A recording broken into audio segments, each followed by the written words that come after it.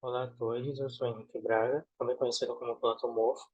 Sou artista aqui de Fortaleza, estudante do mestrado em artes da Universidade Federal de Ceará.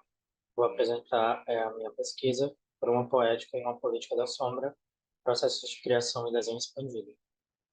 Este trabalho aborda a cintilação luz e sombra como conceito operativo de uma poética e desenho. Discuto acerca das possibilidades do desenho do espaço, a partir da multiplicidade de interfaces de formalização, empregando a instalação como uma operação poética. O texto esboça também uma crítica ao colonialismo da luz, para forjar uma poética e uma política da sombra. A poética também traz comentários sobre a obra gráfica da artista brasileira Regina Silveira e do artista sul-africano William Kentridge, em particular, na forma como ambos abordam os regimes de representação na arte e na ciência.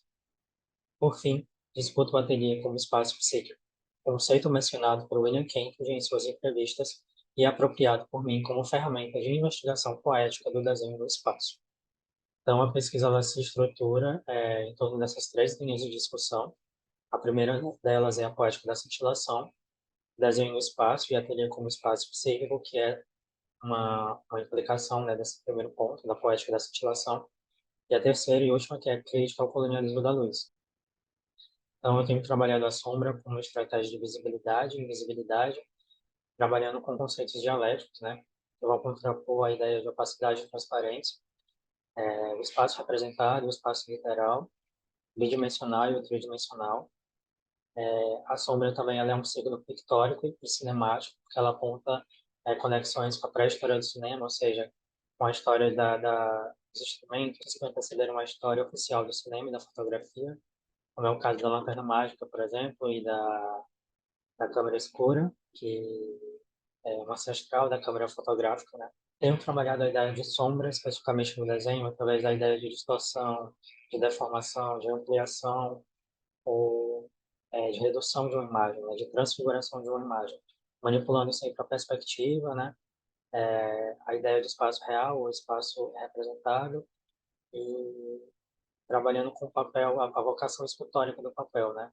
Trabalhando com a ideia de um desenho que ele possa se disseminar pelo espaço, né? Que ele possa irradiar-se pelo espaço. Então, tenho trabalhado a sombra como uma matéria ficcional, né? Como produção de imagem. Ela não é tátil, né? Ela não é manipulável fisicamente. Então, ela é imagem pura, ela é ilusão, ela é espectro, ela é imaginação. Aí eu trago duas obras onde eu trabalho especificamente com essa materialidade da luz e da sombra.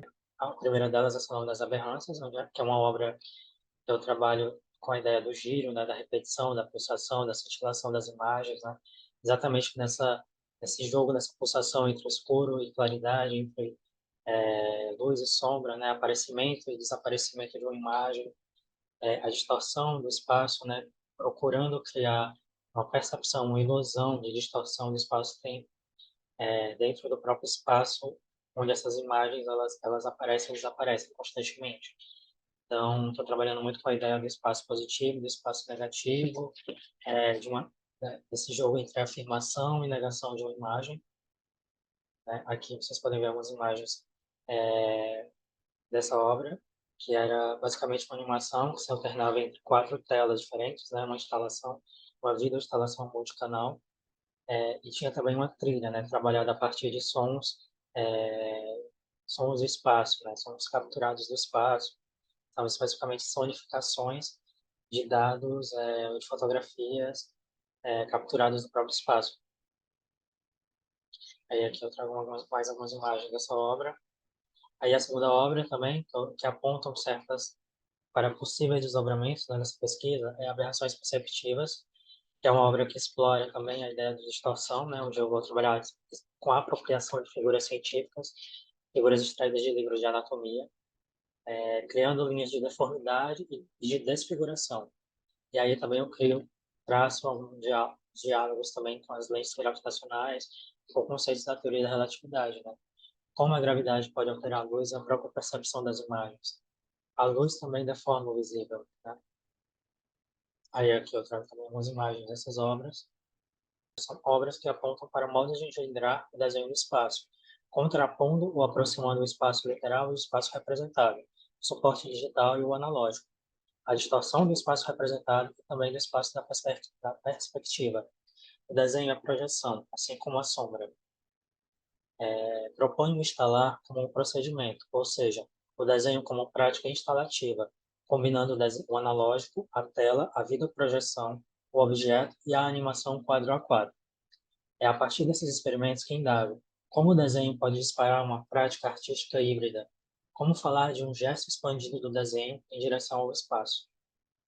Então, como ferramenta metodológica, estou trabalhando com esse conceito do espaço psíquico, né, que é um conceito apropriado por mim no trabalho das entrevistas do artista sul-africano William Kentridge.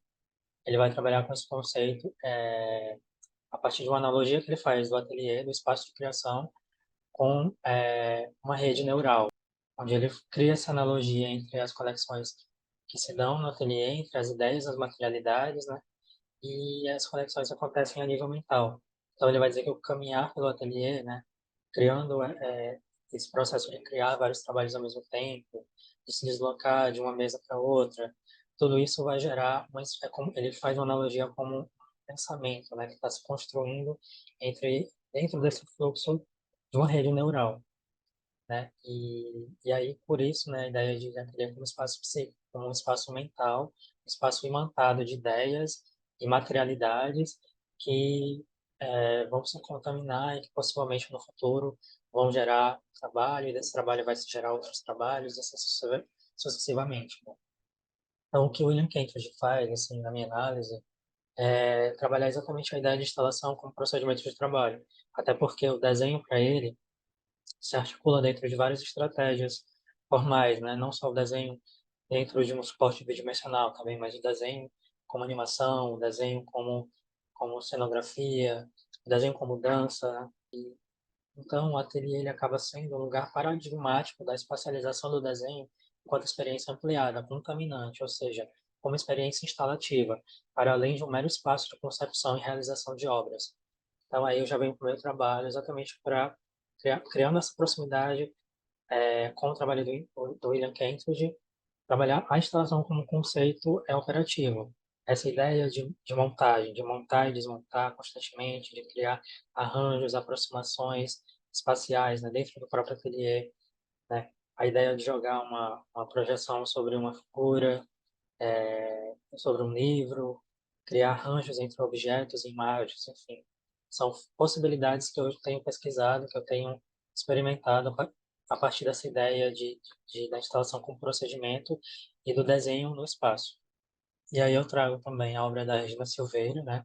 Especificamente essa obra, no meu resumo expandido, eu faço uma análise específica sobre essa obra a partir de um texto dela e como ela distorce a ideia da percepção do espaço, né? A partir dessa multiplanaridade, a partir de um desenho que ele se organiza, que ele se distribui por diversos pontos de vista diferentes, né? E que a partir de um determinado ponto de fuga específico, um determinado ponto de vista específico, esse desenho ele se reintegra, né?